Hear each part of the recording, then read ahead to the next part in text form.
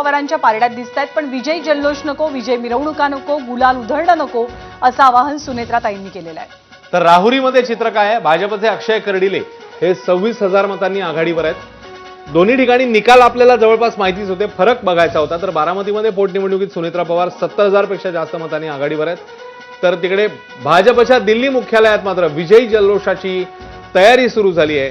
कारण 160 जागी पश्चिम बंगालमध्ये भाजप जी आहे ती आघाडीवर आहे सध्याच्या कलांनुसार, त्यामुळे सत्तेमध्ये जाते आणि पंतप्रधान मोदींच्या उपस्थितीमध्ये जल्लोष होण्याची शक्यता आहे. भाजपच्या दिल्ली मुख्यालयात ही विजयी जल्लोषाची तयारी सुरू आहे. सोमेश कोलगे कार्यालयाबाहेरून आपल्या सोबत आहेत. सोमेश, 160 सध्याचा फिगर आहे आणि आता जवळपास सगळे कल जे आहेत ते हाती आलेले आहेत. एक 10-12 कल राहिलेले आहेत आणि आता मार्जिन देखील मोठी आहे, त्यामुळे भाजप सत्तेत येणार जवळपास निश्चित. जल्लोषाची तयारी आणि पंतप्रधान मोदी देखील येऊ शकतात जल्लोषाला. सोमेश. अश्विन, निश्चितच आता आपण भारतीय जनता पक्षाच्या मुख्यालयामध्ये आहोत आणि इथे आपण पाहू शकतो हाच तो स्टेज आहे ज्या ठिकाणी पंतप्रधान नरेंद्र मोदी हे जिंकल्यानंतर कार्यकर्त्यांना संबोधित करत असतात आणि यासमोर हे बॅरिकेड लावण्यात आलेले आहेत. जर आपण पाहिलं तर इथे बॅरिकेड लावण्यात आलेत, कारण हे बॅरिकेड हे सुरक्षेच्या दृष्टीने म्हणून इथे लावले जातात. ज्यावेळी इथे नरेंद्र मोदी भाषण करणार असतात अगदी काही वेळापूर्वी इथे हे बॅरिकेड लावण्यात आलेत आणि जो रस्ता आहे आपण जर पाहिलं की त्या मुख्य प्रवेशद्वारातून आतमध्ये आल्यानंतर त्या रस्त्याने थेट पंतप्रधान नरेंद्र मोदी हे केंद्रीय कार्यालयामध्ये जातात. केंद्रीय कार्यालयामधून मग सगळ्या पदाधिकाऱ्यांसोबत नरेंद्र मोदी, अमित शहा, राष्ट्रीय अध्यक्ष हे सगळेजण या ठिकाणाहून इथे स्टेजवर येतात आणि मग इथेच कार्यकर्त्यांसमोर संबोधन होतं, कार्यकर्त्यांसमोर भाषण होतं. त्यामुळे इथे जी तयारी झाली आहे त्यावरून आपण इतकं नक्की सांगू शकतो की नरेंद्र मोदी कार्यकर्त्यांसोबत संवाद साधणार आहेत. भाजपचे नवनियुक्त राष्ट्रीय अध्यक्ष नितीन नबीन देखील त्यांच्या नेतृत्वात झालेल्या या पहिल्याच निवडणुका होत्या, त्यामुळे ते सुद्धा इथे येऊन आज कार्यकर्त्यांना संबोधन करतील, कार्यकर्त्यांसमोर भाषण करतील आणि हे बॅरिकेड लावले जात आहेत. हे सगळे बॅरिकेड केंद्रीय कार्यालयामध्ये आणले जात आहेत. याचा अर्थ नरेंद्र मोदी इथे येऊन कार्यकर्त्यांसोबत संवाद साधणार आहेत एवढं नक्की आहे. आणि भाजपने आता तयारी सुरू केली आहे. जसं चित्र स्पष्ट होतंय, पश्चिम बंगालची निवडणूक भाजप जिंकतोय हे जसं जसं स्पष्ट व्हायला लागलंय त्या दृष्टीने भारतीय जनता पक्षाकडून ही तयारी सुरू झालेली दिसते. तमिळनाडूमध्ये सुद्धा भाजपसाठी सकारात्मक चित्र आहे. दुसऱ्या बाजूला पश्चिम बंगालमध्ये देशाच्या इतिहासात पहिल्यांदा भाजप सरकार स्थापन करेल अशी स्थिती निर्माण झाली आहे.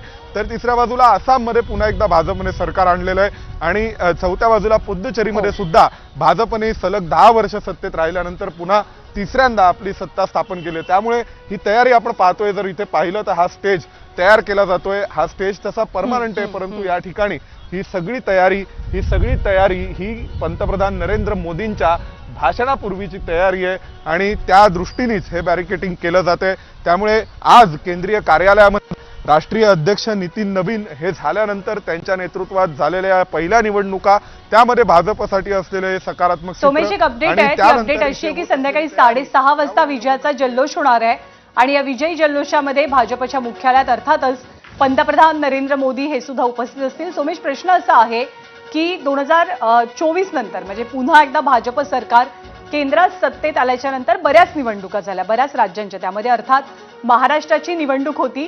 पण आजचं सेलिब्रेशन, आजचा जल्लोष खास कसा असेल आणि का असेल? पश्चिम बंगालचा जल्लोष असणार आहे.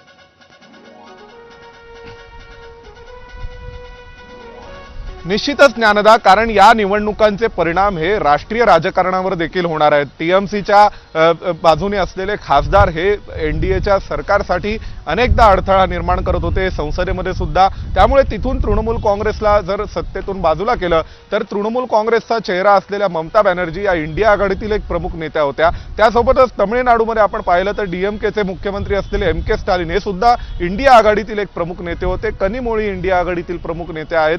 उदयनिधी स्टॅलिन हे नवनेतृत्व म्हणून समोर येत होते आणि या सगळ्यांना ही मोठी चपराक, त्यांना मोठा पराभव भारतीय जनता पक्षाच्या दृष्टीने एकदम विन विन सिच्युएशन पाचही राज्यांमध्ये आपल्याला दिसते. केरळ वगळता केरळमध्ये काँग्रेसचं सरकार आलंय, ते येईल अशी स्थिती निर्माण झाली आहे. ती एक गोष्ट वगळता इतर सर्वत्र भाजपसाठी सकारात्मक असं हे चित्र आहे. नितीन नबीन राष्ट्रीय अध्यक्ष झाल्यानंतर अनेकांनी प्रश्न उपस्थित केले होते की नितीन नबीन यांचं वय पाहता ते नेमके कोण आहेत, त्यांना कुठून आणलं, ते खरोखर राष्ट्रीय अध्यक्ष म्हणून जबाबदारी सांभाळू शकतात का. दुसऱ्या बाजूला 2024च्या लोकसभा निवडणुकांनंतर तर पंतप्रधान नरेंद्र मोदी, केंद्रीय गृहमंत्री अमित शहा यांच्या रणनीतीवर असंख्य प्रश्न निर्माण केले गेले. परंतु 2024च्या लोकसभा निवडणुकांनंतर जर आपण पाहिलं तर भाजपने एक गोष्ट निश्चित केली, ती म्हणजे ग्राउंड मॅनेजमेंटनी प्रत्येक निवडणुका जिंकणं. आणि ते आपण पाहिलंय की त्यानंतर झालेल्या विधानसभा निवडणुकांमध्ये काही अपवाद वगळता, झारखंड वगळता किंवा काही छोटे अपवाद वगळता इतर सर्वच निवडणुका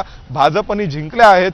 जिथे भाजप जिंकू शकला नाही तिथे त्यांनी भाजपसाठी सकारात्मक परिस्थिती निर्माण केली आहे. आणि त्यामुळे भाजपचं हे जल्लोषाचं सेलिब्रेशन खास असणार आहे. आपल्याला माहिती आहे गेल्या वेळी सुद्धा भाजपने खूप ताकद लावली होती पश्चिम बंगालमध्ये निवडणुका जिंकण्यासाठी, परंतु कोविड आला होता आणि आपल्याला सर्वांना आठवते त्यावेळी मुख्यमंत्री उद्धव ठाकरे होते महाराष्ट्राचे. त्यांनी एक स्टेटमेंट केलं होतं की मी रेमडेसिवीर आणि ऑक्सिजनसाठी पंतप्रधान कार्यालयात फोन केला, परंतु मला कळवण्यात आलं की पंतप्रधान हे पश्चिम बंगालच्या प्रचारात व्यस्त आहेत. कारण पश्चिम बंगालमध्ये भाजपचा सुरू असलेला प्रचार, त्यांच्याकडून लावलेली यंत्रणा, या सगळ्यावर मोठं प्रश्नचिन्ह उपस्थित केलं गेलं होतं कोविड सारख्या परिस्थितीच्या अनुषंगाने. आणि भाजपमध्ये पराभव स्वीकारावा लागला होता, भाजपला पराभव स्वीकारावा लागला होता पश्चिम बंगालमध्ये.